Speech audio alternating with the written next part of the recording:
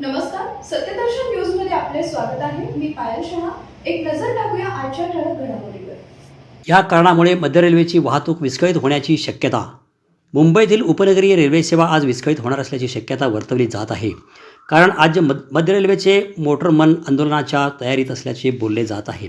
Railway मजूर संघाकडून मिळालेल्या माहितीनुसार मध्य रेल्वेचे मोटरमन आंदोलनाच्या तयारीत असून मध्य रेल्वेचे मोटरमन अतिरिक्त काम करणार असल्याची माहिती मिळत असून मोटरमन आज जादा काम बंद आंदोलन करणार असल्याची शक्यता आहे. त्यामुळे मध्य रेल्वेच्या वाहतुकीवर परिणाम होऊन मध्य रेल्वे आज बुधवारी विस्कळीत होण्याची शक्यता आहे.